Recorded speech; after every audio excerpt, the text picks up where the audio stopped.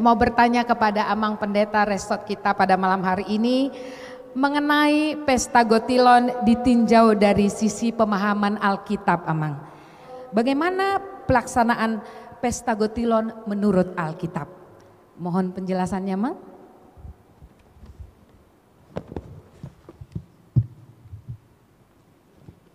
Ya, baik.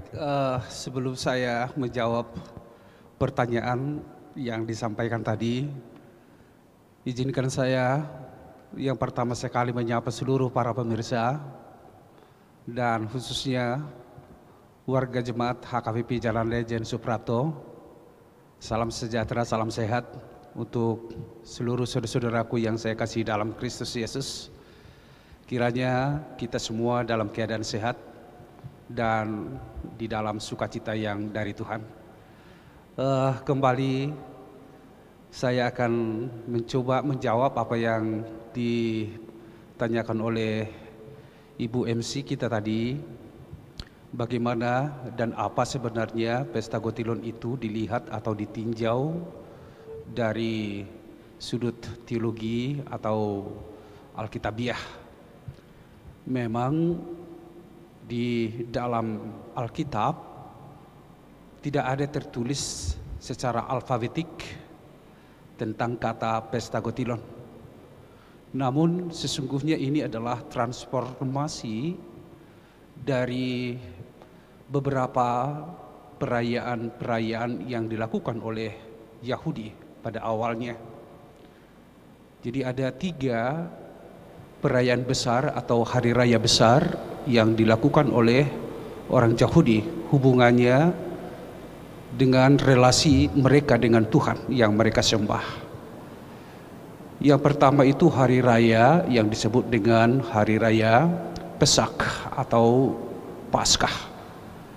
Jadi hari raya ini diperingati untuk mengenang bagaimana Tuhan yang menyelamatkan bangsa Israel dari tanah Mesir. Jadi Pesak itu artinya lewat.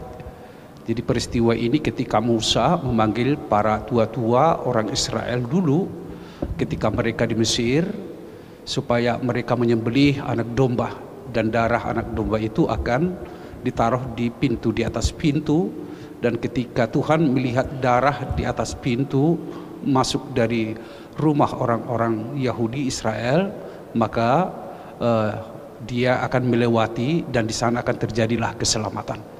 Nah, ini dirayakan itu Pesach atau hari raya Paskah.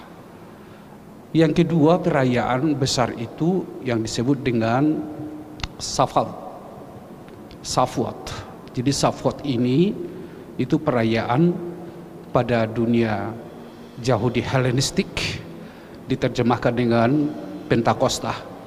Memang ada hubungannya dengan musim panen. Dan yang ketiga itu yang disebut dengan perayaan hari raya Sukkot.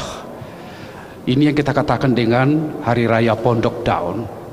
Nah, untuk 2 poin yang tadi yang kita mau sampaikan adalah perayaan hari raya Sukkot Yahudi, atau itu yang disebut dengan hari raya Pondok Daun.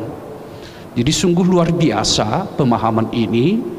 Sukkot atau hari raya Pondok Daun ini dilaksanakan di Yerusalem. Jadi semua masyarakat atau penduduk Yahudi radius 20 km dari Yerusalem mereka akan datang. Mereka akan datang ke bait Allah, bait suci, untuk merayakan hari raya Pondok Daun ini. Dan kenapa dikatakan hari raya Pondok Daun? Sebenarnya ini adalah perintah Tuhan yang disampaikan oleh Tuhan kepada bangsa Israel melalui Musa. Dan sangat jelas Alkitab menyampaikan ini di dalam kitab Ulangan. Itu sangat jelas disampaikan, kalau bisa saya sampaikan itu di kitab Ulangan 16 ayat 13 sampai ayat 17. Di sana dikatakan hari raya Pondok Daun haruslah kerayakan 7 hari lamanya. Jadi bangsa Yahudi merayakan ini selama 7 hari. Dan di sana mereka, apabila engkau selesai mengumpulkan hasil tempat pengerikanmu dan tempat pemerasanmu. Jadi ini adalah perintah Tuhan. Dan Hari Raya Pondok Daun ini ada dua dimensi yang kita lihat. Pertama, dimensi kenapa mereka melakukan itu di pondok. Jadi pondok itu terdiri dari 3 dinding, dan di sana di dalam pondok ini digantungkanlah semua hasil panen sebagai ungkapan syukur mereka kepada Tuhan tentang hasil panen yang sudah mereka terima. Kemudian pondok itu memiliki arti untuk melihat pemeliharaan Tuhan kepada bangsa Israel ketika mereka mengembara di padang gurun. Nah, orang bangsa Israel setelah keluar dari Mesir, mereka tinggal di pondok-pondok, dan pondok-pondok inilah yang dilihat sebagai tempat di mana Tuhan memelihara kehidupan mereka. Jadi pada ketika Hari Raya Pondok Daun, bangsa atau Yahudi, orang Yahudi itu membuat pondok-pondok sebagai tempat kediaman mereka, dan mereka mengingat bahwa Tuhan telah memelihara kehidupan mereka dari mereka keluar ke Mesir, ke tanah Kanaan. Jadi kedua pemahaman inilah yang menjadi esensi dari Hari Raya Pondok Daun, dan ini yang kita katakan dengan transformasi ke Pesta Gotilon yang dilakukan oleh gereja kita atau gereja HKBP dalam acara 1 tahunan. Nah, dalam Hari Raya Pondok Daun ini memang itu juga sama dengan arti dari tabernakel. Jadi tabernakel ini sebagai tempat kediaman Allah dan menjadi pusat penyembahan umat Allah di bait Allah, di bait suci. Nah, inilah yang mau dirayakan melalui Hari Raya Pondok Daun ini. Jadi muatan dari Hari Raya Pondok Daun ini adalah pengucapan syukur atas hasil panen yang mereka sudah terima, dan sekaligus mengingat pemeliharaan Tuhan di dalam kehidupan mereka ketika mereka sedang mengadakan pengembaraan di gurun pasir waktu memasuki tanah Kanaan. Jadi sangat dalam pemahaman dari Hari Raya Pondok Daun yang kita sebut dengan sekarang itu dengan Pesta Gotilon. Jadi ini kira-kira yang menjadi historical sekaligus esensi dari pelaksanaan Pesta Gotilon yang kita rayakan sekarang. Demikian. Oke, Mang. Tadi bagaimana pelaksanaan Pesta Gotilon menurut Alkitab? Kalau tujuan Pesta Gotilon di dalam Alkitab itu sendiri apa ya, Mang ya? Kalau kita coba mau uraikan dalam pemahaman sekarang, memang di sana di dalamnya ada unsur koinonia, ada unsur diakonia, dan ada unsur marturianya. Kenapa saya katakan ada unsur koinonia? Karena memang pada pelaksanaan perayaan Pesta Pondok Daun ini mereka berkumpul bersama di dalam pondok-pondok ini. Jadi semua sanak saudara berkumpul secara bersama. Jadi persekutuan yang dibangun di sana. Itu yang kita katakan dengan koinonia.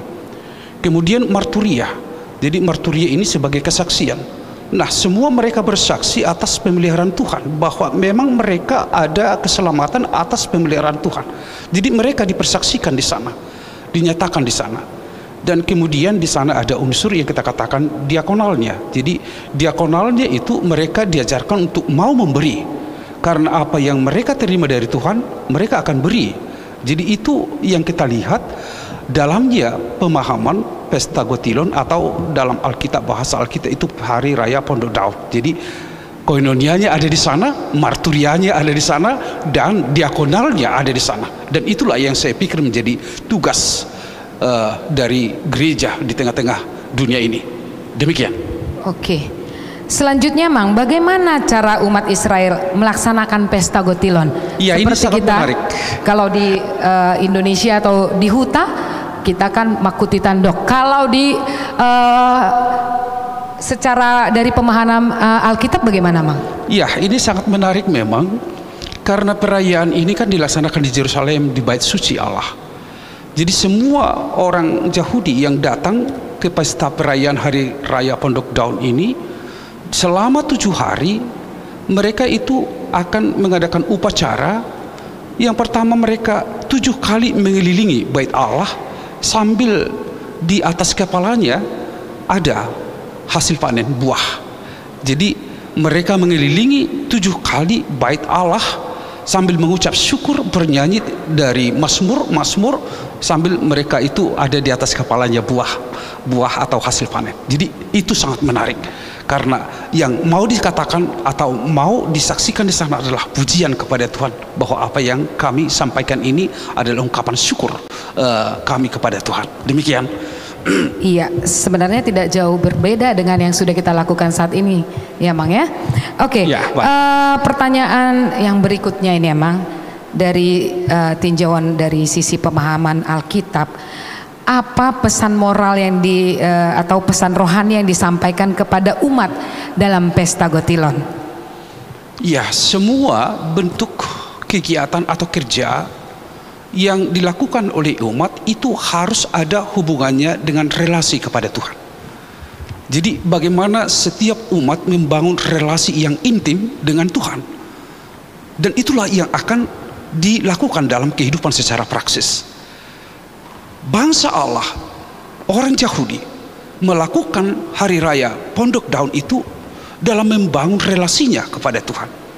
Nah, oleh karena itu apapun yang kita lakukan, apapun yang kita kerjakan, aktivitas apapun yang kita lakukan sebenarnya itu harus menunjukkan relasi kita dengan Tuhan. Jadi umat juga dalam hal melakukan ibadah, melakukan pekerjaannya, dan mensyukuri apa yang dia terima dari Tuhan, itu harus terkait dalam relasi dengan Tuhannya. Demikian. Jadi pemahaman yang sangat begitu dalam tentang ini semuanya, pesan dari pesta Gotilon ini. Iya, jadi intinya kita tetap ya mengucap syukur untuk semua apa yang sudah kita ketahui tentang pesta Gotilon dari sisi Alkitab. Amang bisa menyampaikan closing statement kita pada acara Gotilon kita pada hari ini di live streaming kita malam hari ini. Ya, baik, saya akan buka dulu maskernya. Terima kasih untuk seluruh kita semua yang mendengarkan atau mengikuti acara ini. Acara talk show ini akan kita lakukan lagi 1 termin lagi, dan pada bulan Oktober kita akan melaksanakan acara ibadah pengucapan syukur pesta panen di gereja kita, tentu dalam bentuk yang nanti akan kita laksanakan sesuai dengan keadaan yang kita hadapi sekarang. Saudara-saudara, saya memahami sebagai pendeta, dan saya merasakan sebagai pendeta apa yang Bapak Ibu jemaat rasakan akibat pandemi COVID-19 ini. Memang di satu sisi kita menghadapi betapa banyaknya perjuangan yang harus kita coba hadapi, dan betapa sulitnya kehidupan, baik ekonomi keluarga yang harus kita pikirkan.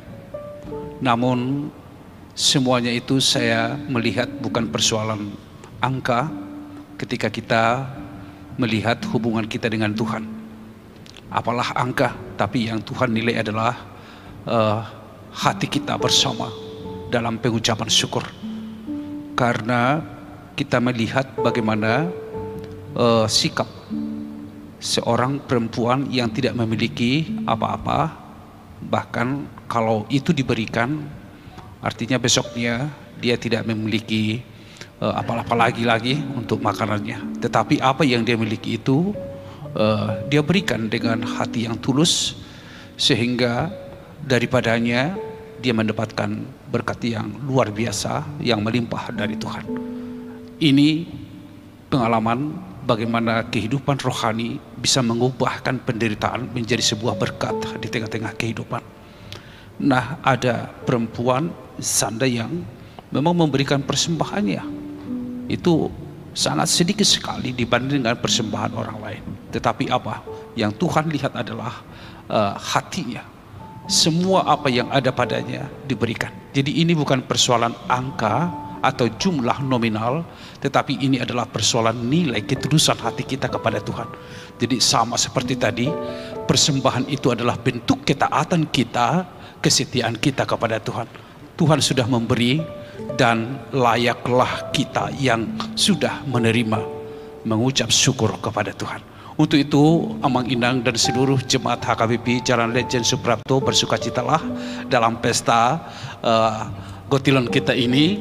Semoga semua apa yang kita pikirkan dan apa yang kita alami sekarang diubahkan oleh Tuhan menjadi sebuah berkat yang melimpah di tengah-tengah kehidupan warga jemaat. Sekali lagi, mari kita rayakan pesta Gotilon ini dengan penuh sukacita, bahwa apa yang kita terima berasal dari Tuhan akan kita sampaikan kepada Tuhan. Terima kasih. Tuhan memberkati kita semua.